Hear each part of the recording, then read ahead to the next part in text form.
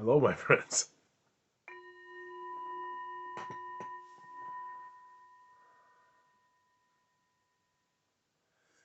Thank you so much for coming back. My name is Drake, and this is Touching the Edge, and this is the 40-day invitation to genius.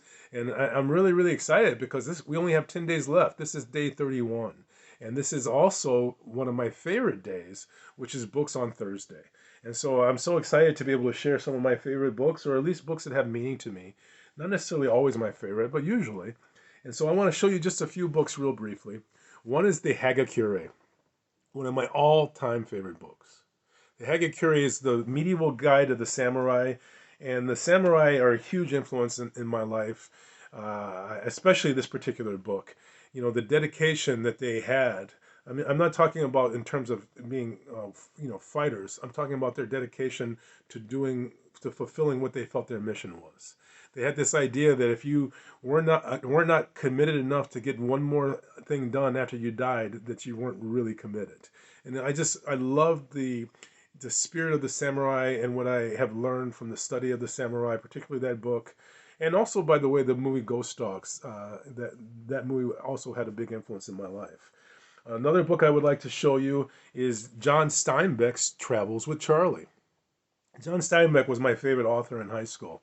The Grapes of Wrath is one of my all-time favorite books. Not a real feel-good novel, but still something that really speaks to the human condition and how we treat each other and how we judge each other, and how we treat others as though they are the other and not worthy of our respect.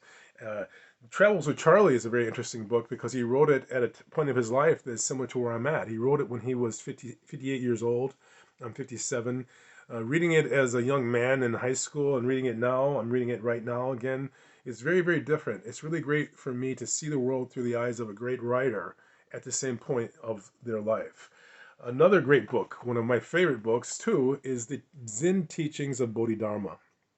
This is a great text, and Zen Buddhism is such a powerful foundational teaching for me. I wouldn't call myself a Zen Buddhist, but I would tell you that at a certain point, Zen Buddhism basically saved my life.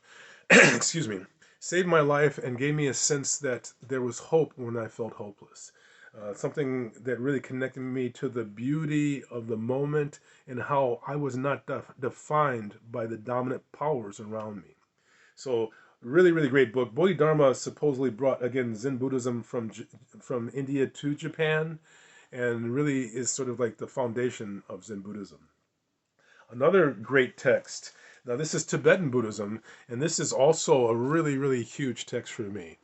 This book, Enlightened Courage, is one of my all-time favorite texts.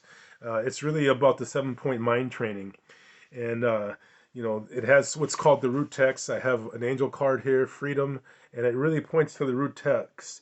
And one of the first lines of the root text is to consider all phenomena as a dream.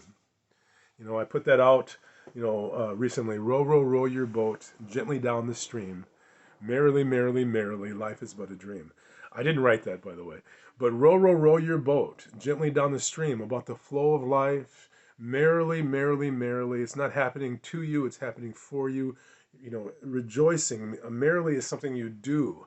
Rejoicing in the process. Life is but a dream. Life is but a dream. And that's the choice. And so this book and the study of the root text, and this whole book is about really an analysis of really just a couple of pages that is called the root text, is one of my all-time favorite books. So thank you so much for joining me, and thank you for sharing, some of my favorite books. Please let us know some of your favorite books, inspirational books, books that you've enjoyed.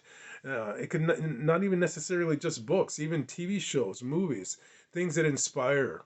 I'm interested in hearing from you. So thank you so much. I'm going to ring the bell. I'm going to ask you to listen carefully. So here we go.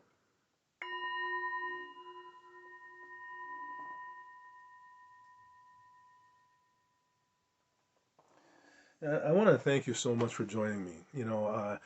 It's such a great gift to me for you to hold the presence and sit with me occasionally. And I'm a person who has dealt with a sort of I'm very comfortable being socially awkward on a certain level, but it doesn't mean that social awkwardness isn't part of my presentation. So I'm grateful for you to have kindness and hold the space. I bring my hands in a prayer position and I bow to you because I know I'm not the only one who deals with social awkwardness. I know some of you do too. Namaste and have a great day.